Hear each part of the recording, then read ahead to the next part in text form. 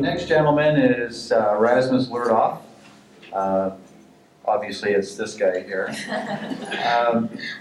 Continuing with the scientific theme, Rasmus is being inducted under the Internet Open Source category. He's a computer geek. I think that would be fair, right? Yeah. For a guy like myself who didn't even start on a computer till like 5 years ago, this is amazing stuff. So he started here, but before he got here, he took a bit of a roundabout way to get to King City. He was born on Disco Island off the west coast of Greenland. So maybe you and Tom should get together and talk about the Arctic. Then he lived in Denmark and eventually got to King City and did his high school here. From here, he went into systems design engineering at Waterloo. My son went to Waterloo Engineering, and I know all the really smart people went into systems design. Oh, and it's a co-op program, so he had an opportunity of going out and testing his education as he was learning. And he ended up in Brazil, and from there graduated and went to the famous Silicon, I should say, Valley. And I guess that's where all good geeky people go eventually. And he started dealing with the web, because the web was just, I guess, coming into existence at the time. And he was at the ground floor working on language that would work, and I have no idea what this really means, but language that would work within the web system. And it's called PHP. Maybe Rasmus can tell us really what that means, but that's what they call it. And from Silicon Valley, he started working on a project at U of T, and I assume you moved from Silicon to back to Toronto. Okay, and then from there he went to I guess that was Bell Solutions in Toronto, and then he went to North Carolina to join the IBM team in their WebSphere project. And from there, he went back to Silicon Valley, where I believe you still are. So this guy's moving around a lot through the internet. And now he works for Yahoo. And even someone as unfamiliar with all this as I am, I even know what Yahoo is. He's been there since 2002. And he's still there. And he's working on finding ways to solve problems. And I'm going to ask Rasmus to come forward now and be inducted into our case of distinction and give you a few words of wisdom, or whatever.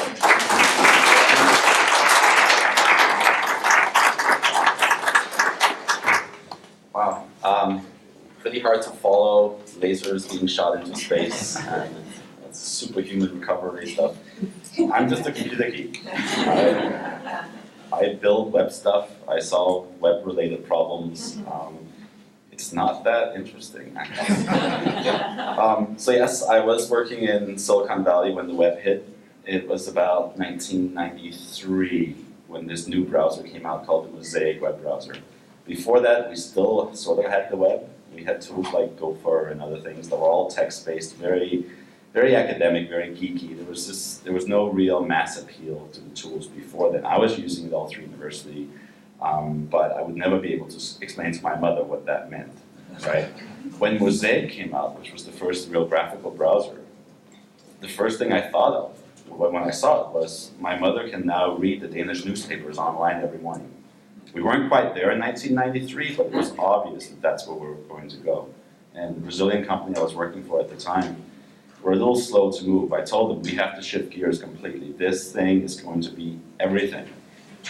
We can't keep doing what we're doing. We have to change the entire company. And they didn't want to change. So I quit and moved back to Toronto and started doing consulting work. And one of the first consulting gigs I got was from the University of Toronto. They had this project they wanted to build called U-Toward Dial. If anybody's ever done anything at the University of Toronto, that's the dial-up system that they had in the 90s. So they wanted to build this web-based management system for U-Toward Dial so that students could go to the library, hand over $10 and get tokens put onto their dial-up account so they could get onto the internet via a big modem pool they would dial into. And there were no tools around back then to actually build a system like this where the person in the library could look up the person's name and put $10 worth of online time into their account, and then the person from home could check to see how much time they had left, and they could tick down, they could see graphs of their usage and things like that. And the university asked me to build it for them, which I did. I had been working on my early web stuff, which was a set of tools I was using for my own homepage at the time. And I sort of took those tools in the interview with the University of Toronto and told them, this is how I'm going to build, this is how I envision that I will build this dial-up system for you guys. And I drew it all out on a big board in one of the offices at UT. And they basically said, okay, go, start right away. They didn't even let me go home after the interview. They said, look, just here's your chair, sit, just start, because we need this tomorrow. We can't wait. And that was a lot of fun. Most of PHP was actually built in this little dingy office at the University of Toronto. I had the early inclinations of it before then, and I had some of the basics of it, but it wasn't until I was asked to build something real, something that worked, something that students could use, and professors and everybody could use at the university, that it actually came to be. And it's always been like that for me. It's always been I hated Waterloo, actually. I didn't have much fun in my school terms of Waterloo, but I really, really liked my co-op terms. It was always getting out there and building real things, fixing real problems. I remember my first work term at Waterloo was for BNR, Bell Northern Research, when they still existed back then.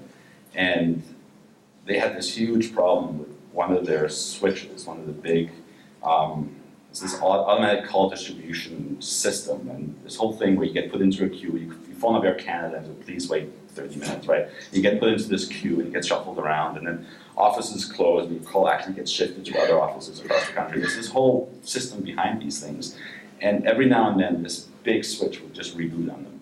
And they had no idea why. It would just drop all the calls. And I saw them talking about the problem. I saw these memos about the problem. I saw a whole list of things. And that was the first thing I said, I want that problem.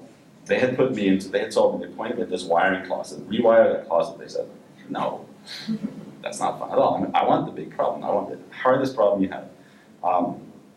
So that was the one I attacked. And I love my work terms for that, because it was real world stuff. It was real problems. Back in school, you wrote an assignment, the TA glanced at it and threw it away, and that bugged me. There's no point in that stuff, so it's always been like that. And yes, now I'm still in Silicon Valley. I still work for Yahoo.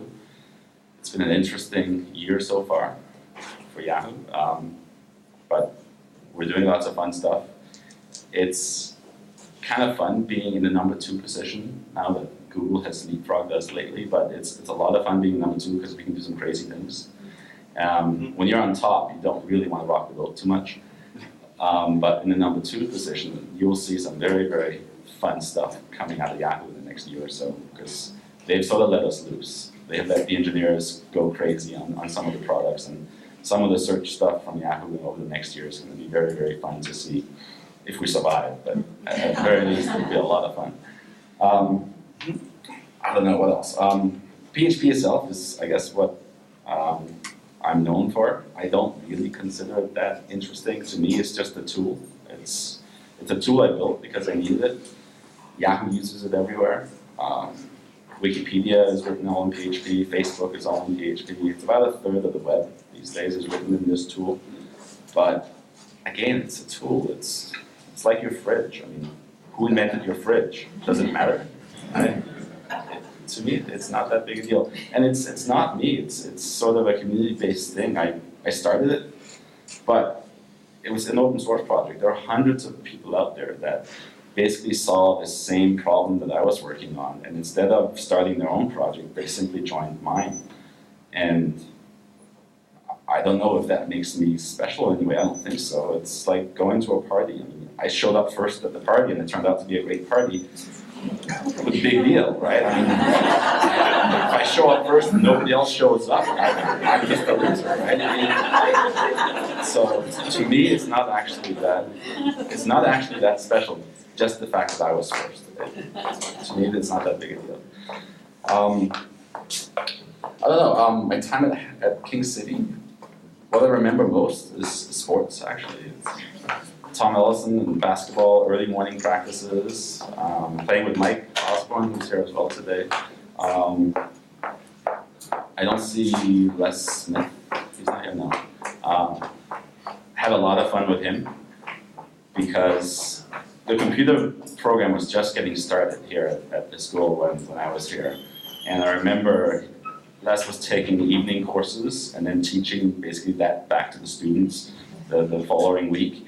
And before every class, he would sit down with me and would go over what he was going to teach us. I would try to clear up a few things that he had gotten wrong, and because it was very new. There was nobody there to teach computers back then, and we had also just gotten these Icon computers that were a bit of a disaster, actually, because there was absolutely no software for them. I had a lot of fun programming them, and I sold some software back to the region, the York Region School Board. But it was a lot of fun sitting around and playing around with these computers with no software and coming up with a way of teaching myself, I suppose, computers along with Les Smith. Let's see, what else do I remember from King City? It's hard, it's a long time ago. I remember the pole vaulting. I did try a little bit of pole vaulting for a little while, but I wasn't very good at it. It's hard. I remember soccer. I remember coaching the girls' soccer team, which was kind of weird. Because there was nobody else to coach the girls' soccer team one year. But I have a lot of fond memories. I echo Tom's remark about the math program here. I had absolutely no problem with what I did in the first 2 years of math there. Calculus especially, due to Mr. Johnson's calculus in grade 13, no problem at all. My first algebra exam at Waterloo, I got 100%, I got every question right, no problem at all. And a lot of my class failed that first algebra test, and I was like, what is wrong with you kids? I mean, that was the easiest thing ever. It was high school algebra, what's going on? People looked at me and it was very strange that, how do you know all this algebra? So yeah, I'll echo Tom's there that the math and science program here was amazing. I had absolutely no trouble at Waterloo based on that. I had some trouble later on, but that was my own inability to deal with Waterloo's tough schedule and wanting to be out in work zones all the time instead. But anyway, thank you very much to everybody, to all my old teachers here. I had a great time, and thank you very much for putting in this case of distinction.